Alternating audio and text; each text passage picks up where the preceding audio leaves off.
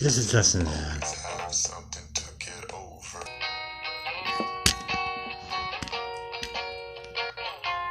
Like an astronaut that's scared of heights, with a heart that's beating at the speed of light. This song is called Fire and Gold by Big Mel. When you're stuck in a moment and your spark has been stolen, it's our time to own it, so own it. Baby, we want gold in our eyes, with fire and gold in our eyes.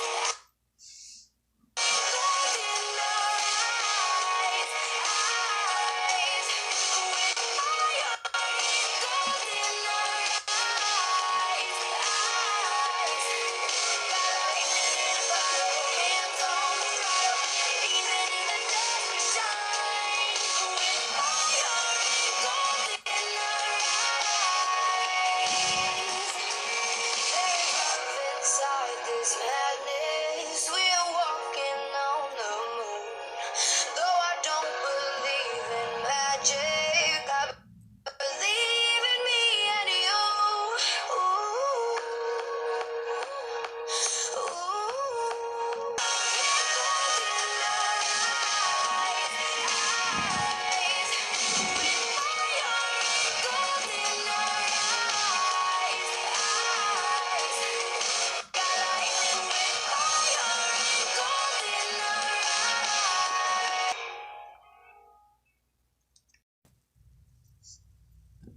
Look how big. I got it from Liz a long time ago.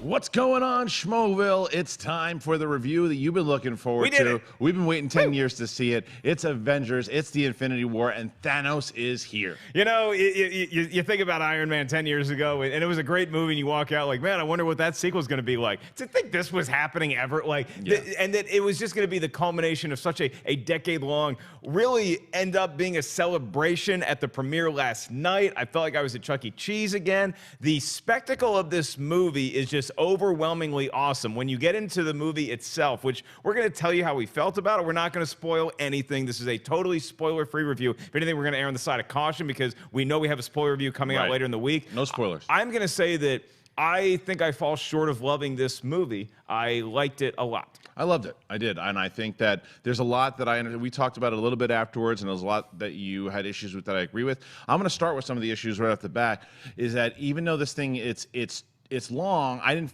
feel that it was that long, but the thing is, there's so much going on that it's tough to really engage fully in one particular character because there's so many characters, and it's like you have to look at it like vignettes that are going on inside of Thanos' story, because that's really what this movie is. It's Thanos' story, and the overall standout of this movie is Josh Brolin, and whoever played his number one helper, by the way. I got to find out that actor's name because that guy was incredible. But I think Thanos was a story. I think there was a couple things. There was one particular performance that I thought was unnecessary. Some of the comedy worked really well, and although I liked a lot of the Guardians humor that's in this movie, I thought that it started to get my problem with Guardians 2. It's like, oh, here we go, here we go. I think Drax has now he's been sidelined to just a comedic character. He's got nothing to him anymore. He's just there for funny jokes, but he's just there for jokes. See, I like that this was a really well done combination of the last 2 MCU movies, because Thor Ragnarok was really funny and had a little bit of serious drama in there.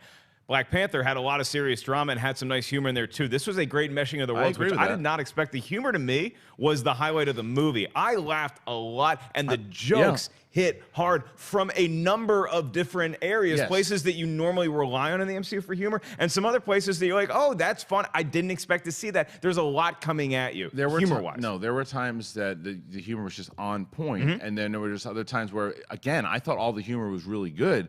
There was just times where I was just like, all right, let's just scale it back just for a second. But it didn't bother me at all, because I thought for the majority of it, it worked very well. But it's from what you know, and no spoilers, is that Thanos is coming. He's looking for all the Infinity Stones. He's going to put them in that big old glove, and he's going to power glove. And he's going to kick Nintendo enthusiast. And he's going to kick some ass. And now we got to figure out how all of our heroes are going to come together. All the heroes that you've liked throughout all these movies, and that's what the fun stuff is. There's moments of this where it's just like, oh, those people get to meet up, and those people get to meet up. But the main thing is what we always have is the question of, how's the villain going to be? They let you know within seconds how this villain's going to be, and you go, okay, that's what we're in for. Yeah, I thought it was a nice announcement, and I wholeheartedly endorse what you said about Josh Brolin as Thanos. So good. And I liked his team. I liked the Black Knights too. And when you look at this in the context of the last 10 years and what this movie means as far as everybody getting together, what I found myself enjoying more were characters meeting each other for the first time than I did the reunions of other characters. So there's a lot of like, hey, haven't seen you in a while. There's also a lot of who the hell are you? I like the who the hell are you more. I just feel like there's a couple characterizations in this movie that didn't feel consistent to me throughout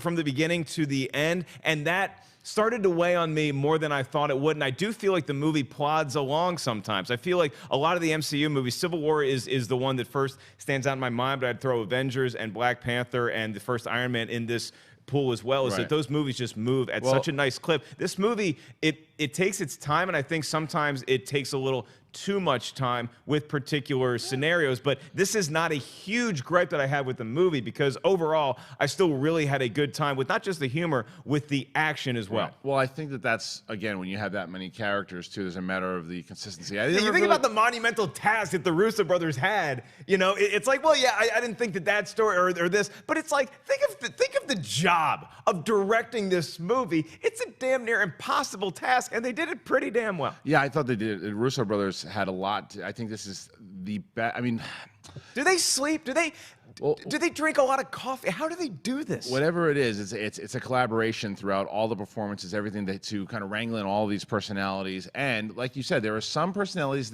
or some characters that they don't have a lot to do in this movie. Like I said, with Drax alone, he's just there for jokes. There's nothing else there for him to do. But I think there's even Star-Lord has a lot to do. He's got a bit of an angle, but I think the biggest points again are Tony Stark's got a lot to do. Doctor Strange has a lot to do. Some of the other characters I like what they carried over with the relationship between Peter Parker and Tony Stark. That comes to play again. Not a spoiler. That's pretty relevant to what's happening. But it's really how they're all going to come together with Thanos, and I think Scarlet Witch also had a nice little angle. But you have to realize you're not going to get development for all of these characters in a 2.5-hour movie. It's just not going to happen. Now, it makes you want more and more and more of this, and you want to see where they're going to go and how it's going to play out.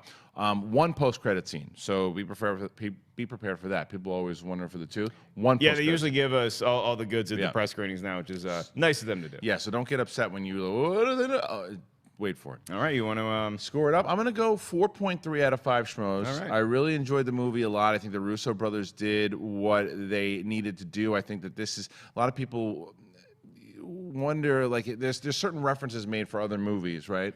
And they're thrown around pretty easily sometimes. I think that this one delivers on certain comparisons that are made with this particular movie. Okay, I'm going to go, I can't quite get it to 4, I'll be honest with you. Really? Yeah, I had 3.9 out of 5 schmoes. Look, I enjoyed the hell out of it. I thought that you take the last 10 years and all that body of work and you throw it into one movie. I'm impressed with what they were able to accomplish. I liked it a lot, just didn't quite love Infinity War. Yeah, Thanos alone to me gets it to 4 and over because I thought Thanos is probably and you guys know how Pretty much I damn good. liked Killmonger. He was my favorite villain. I think Thanos right now is my favorite villain of all time. He is the only one that I've ever seen so much Of all time?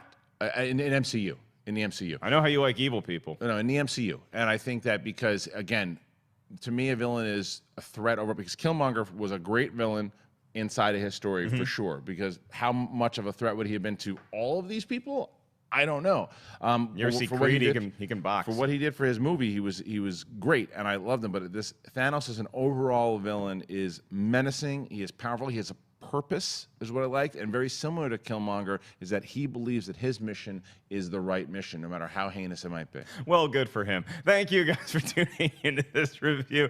Who do you guys think you're going to agree with? And let us know once you see the actual movie. Comment and let us know what you thought about Infinity War. And obviously, stay tuned to your friendly neighborhood schmoes because we'll have our spoiler review up later on in the week. Just as soon. What do you say? Thursday night? Probably get that thing up, right? Thursday night and Friday Because morning. people see this movie now on Thursday. Yeah, you can come home after you watch it, but it's a long movie. It's a 3-hour movie, so maybe Friday morning. We'll see. 2.5. You can sleep for a couple hours, then come back and watch the spoiler review. Right up there, you can check out the latest episode of the Harloff and Ellis Show. Right down there, you can check out our latest movie review, which is probably that Joaquin Phoenix movie. Not quite as big as this one. It's over there. And then you can subscribe and get some t-shirts right here. See y'all real soon here in Schmoville.